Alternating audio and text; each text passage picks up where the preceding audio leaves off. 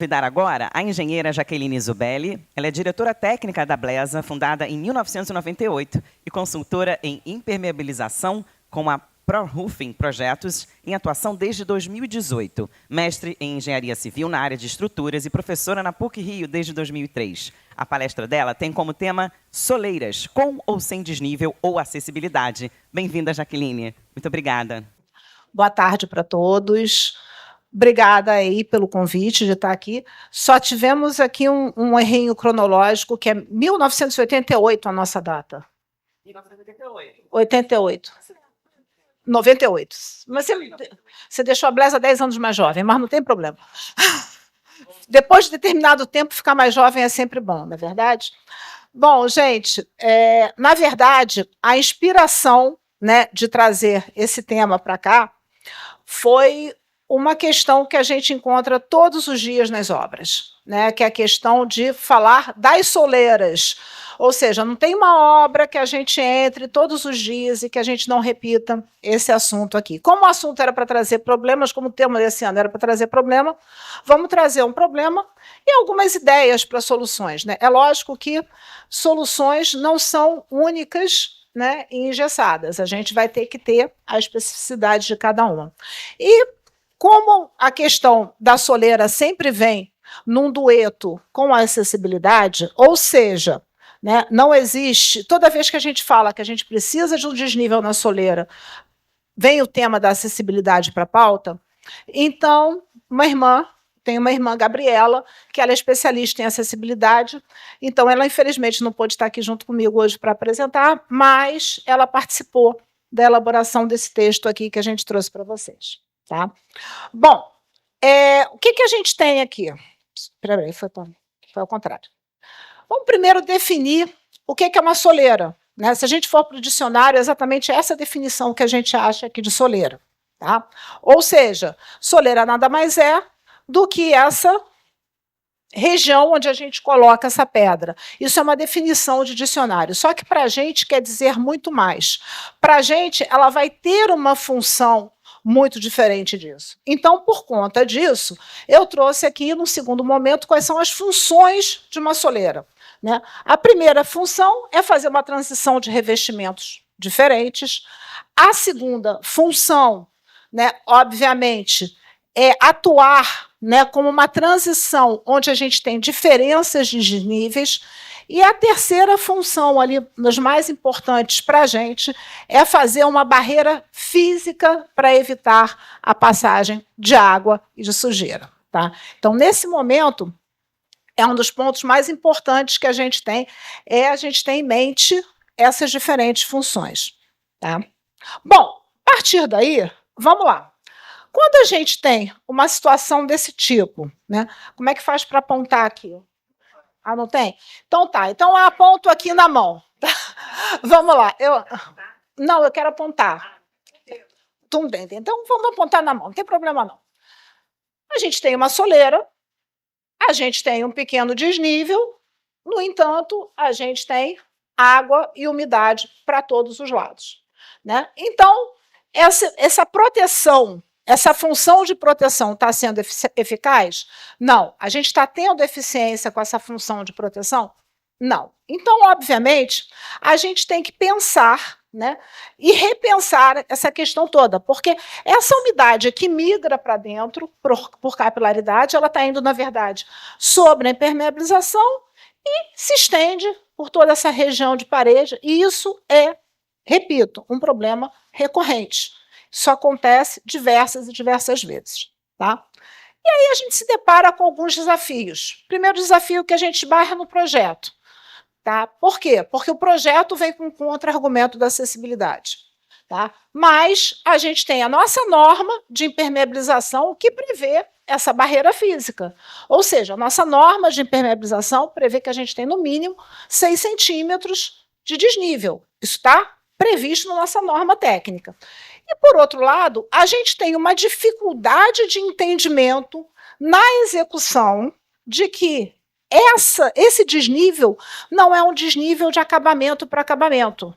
A gente está falando de um desnível que, na verdade, vai ser de impermeabilização interna para acabamento externo. Então, isso acaba sendo um grande desafio e uma grande dificuldade desse entendimento. Vou procurar explicar isso aí um pouquinho melhor, né? Porque eu sei que eu soltei aqui essa frase rápido, e como a gente tem essa dificuldade de fazer isso daí ser bem entendido, a gente vai tentar falar disso daí melhor. Bom, o que a gente tem? Quando a gente pega um projeto, peguei um pedaço de um projeto aqui de arquitetura. Nesse projeto de arquitetura, a gente vê ali à esquerda em planta, à direita um corte. Repara o seguinte, o projeto foi muito generoso com a impermeabilização nessa área descoberta. Foi muito. Deu 10 centímetros de desnível na estrutura. É uma generosidade que nem sempre a gente encontra na maioria dos casos. No entanto, no piso acabado, de dentro para fora, a gente está com 2 centímetros só de diferença. Tá? O que a gente tem que evitar, o que a gente tenta evitar nessa situação? O que a gente tenta evitar é justamente que essa umidade ela vá por aqui e cause aquele efeito que a gente tem, visto como a gente percebeu naquela foto. E é isso que a gente quer evitar. E quando a gente não trabalha a nossa impermeabilização de uma forma favorável para isso, a gente acaba não tendo sucesso nisso. E é uma coisa muito complicada quando a gente está em obra diariamente, e eu estou diariamente em obra, é a gente sempre explicar que não importa o quanto a impermeabilização entre para dentro, ela tem que entrar, mas o importante não é só o quanto ela entra, é o quanto ela sobe.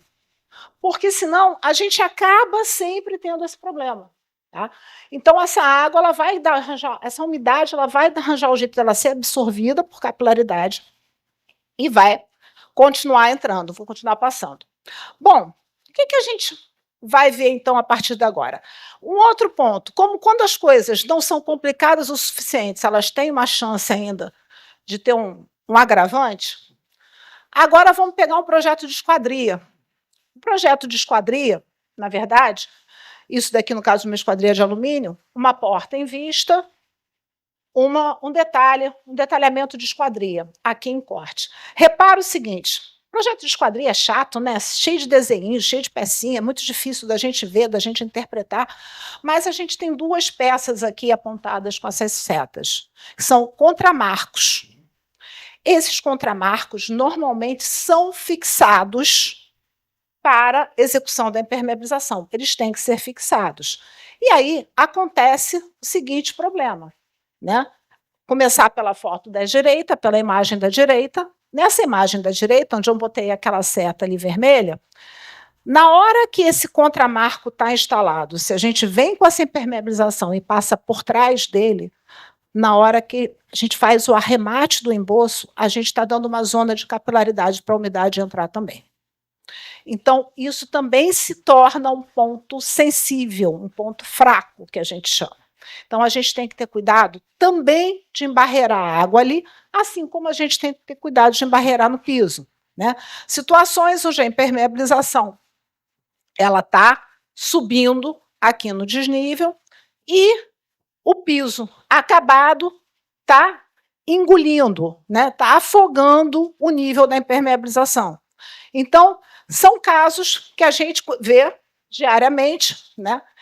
Quando a gente também não tem as situações do tipo, olha, o desnível, a barreira que foi feita está grande demais, vamos arrancar e vamos retirar a impermeabilização. Então, isso para quem trabalha com a impermeabilização, são cenas fortes, são imagens fortes, porque a gente acaba, obviamente, vivendo as consequências disso. Quando a gente está na obra e a gente consegue acompanhar e consegue atuar de alguma forma para tentar melhorar esse contexto, é ainda aceitável. O problema é quando, às vezes, as coisas acontecem e a gente não está no momento que a gente consiga acompanhar. Tá? Bom, mesma coisa. E não passou, né? A minha soleira ela não entra porque a manta engrossou. A culpa é da manta. A manta ela não tem função de vedar nada. Ela é culpada da soleira não passar. Não é o piso, não é o desnível, nada disso que está sendo mal considerado. Bom, mais uma vez, né, ali à direita a gente também vê uma situação desse tipo, onde a gente tem uma imagem de uma impermeabilização e que aqui ainda tinha até uma consideração de tentar proteger né, com uma pintura nessa parte mais interna. Então, a gente acaba tendo realmente diversos e diversos pontos que a gente precisa superar ao longo da execução.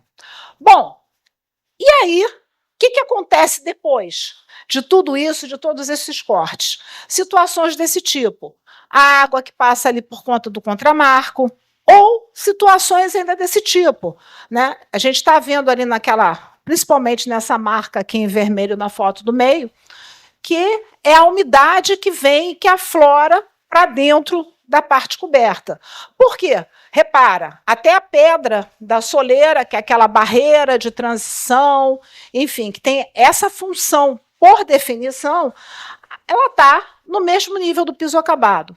Então, ela faceada com piso acabado acaba dando esse tipo de problema. Então, reparem o seguinte, a gente roda, roda, roda, e todas essas questões de execução acabam caindo em problemas desse tipo.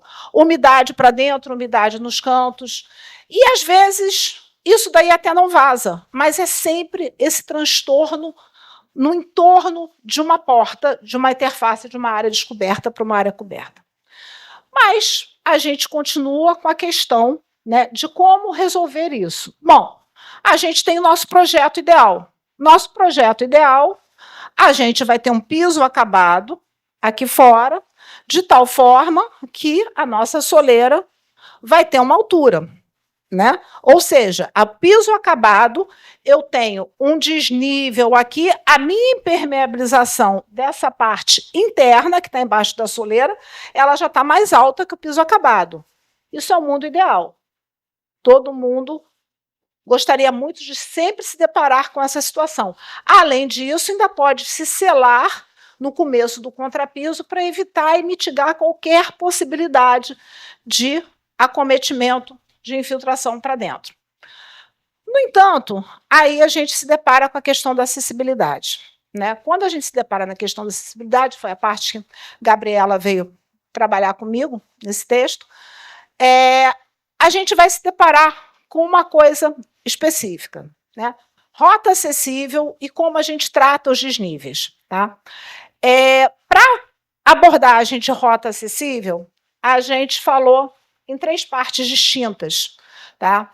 Isso daí foi dividido em 3 partes distintas. Não é a norma que divide, a gente é que classificou isso aqui internamente para a gente conseguir explicar melhor esses conceitos. O primeiro conceito importante do que a gente fala de uma rota acessível é que qualquer espaço de uso comum de uma edificação tem que ter uma rota acessível. Não significa que todas as rotas têm que ser acessíveis, mas tem que ter uma rota acessível. Tá? Então, isso é o que está na 90-50. Tá? Uma questão importante para começo, né, do entendimento desse ponto. Outro, que toda essa rota acessível ela tem que ter um caminho contínuo, desobstruído e acessado de forma autônoma. Né? Às vezes, a gente tem muitos espaços comuns que a gente não consegue passar com carrinho de bebê. Então, se não consegue passar com carrinho de bebê, vai conseguir passar com uma cadeira de roda? Então, é um ponto importante. Né? A gente tem que considerar esses espaços, ou seja, se eu estou num espaço que é um espaço comum, eu vou ter que ter em nível, né, esse acesso de uma forma autônoma. Então, isso é um ponto importante. E outro ponto importante são as dimensões que a gente tem para essas passagens. A gente tem uma dimensão mínima para cadeirante de 80, sendo que, quando a gente deixa um vão livre de uma porta de 80, de aduela ou aduela, quando você abre a porta, você perde 2 centímetros, você perde a espessura da porta. Então, aquele vão ele já não está mais com 80. E aí todo mundo também usa a porta pronta, que está no gabarito certinho, dentro de uma obra. Então, a gente começa a ter vários problemas que não são só de impermeabilização. Né? Então, com isso, gente, o que a gente começa a ter? Se eu precisar ter um vão livre de 80, eu já vou ter que deixar esse meu vão em osso de 90, para conseguir suprir isso, dentro de uma rota acessível, dentro de um espaço acessível. Tá? E aí, não, bom, mas o problema é só do cadeirante? Não. A população está envelhecendo, está todo mundo ficando mais velho. Um dia nós vamos precisar de uma bengalinha também. Então, né? Tem a bengala, tem o andador, né? Tomara que a gente precise, né, Thaís? Senão que a gente está andando sozinho de forma autônoma, né? Então, tomara que a bengala seja o menor dos nossos problemas, né? Então, mas o fato é que isso daí acontece, ou seja, a gente tem esse espaço também previsto para a questão de um apoio de tripé, andador, enfim, muleta canadense, e que a gente vai chegar nos mesmos 90 centímetros, tá? Então, isso é uma consideração importante. Dentro disso, eu vou fazer um parênteses, né? Há uns anos atrás, meu marido quebrou uma perna e eu não conseguia de jeito nenhum fazer rodar uma cadeira de roda dentro de casa. Não passava. Eu resolvi o problema com uma cadeira de escritório. Virou o trânsito dele dentro de casa, porque em lugar nenhum conseguia fazer uma curva de uma cadeira de roda. Quer dizer, as nossas unidades internas não são preparadas para acessibilidade. Fato, tá? Então, com isso, gente, o que a gente vai ter? Bom, então a gente já começa a pensar também nos tamanhos dos vãos. E aí, eu vou voltar para aquela questão daquela primeira foto que eu comecei. Aqui eu tenho muito menos do que 80. Então, o problema aqui não era acessibilidade, o problema aqui era vontade de projeto. De repente, o projetista, né, não entender a necessidade técnica de um desnível. O projetista não entender o quanto essa necessidade técnica de um desnível vai corroborar para que a gente tenha a nossa impermeabilização nesse trecho, nessa área, funcionando de uma forma satisfatória. Tá? Então, vamos pensar aqui numa outra coisa. Se eu continuar aqui também, como eu vou tratar um desnível? Eu posso ter... A 90-50 me dá essas formas de tratamento de desnível. Ou seja, até 5 milímetros eu não preciso ter nenhum tipo de tratativa, eu consigo vencer o desnível. Entre 5 e 20 milímetros, ou seja, até 2 centímetros, eu tenho que fazer um chanfro. Eu posso fazer esse chanfro e, com esse chanfro, eu consigo vencer e cumprir a norma. Acima de 20 milímetros, eu tenho que trabalhar com uma rampa e corrimão. Então, a gente tem essas formas de vencer o desnível. E aí, como é que a gente traz isso para as nossas portas? Que as nossas portas não são os maiores problemas. A gente chega à conclusão que o nosso maior problema não é a acessibilidade. O nosso maior problema acaba sendo, às vezes, a resistência que existe em projeto à necessidade do desnível por uma questão técnica. Tá? Até mesmo porque a gente se depara, às vezes, com situações de apartamentos de cobertura que tem escada caracol. Está previsto uma escada caracol, qual a acessibilidade que você vai ter nessa situação? Nenhuma, zero.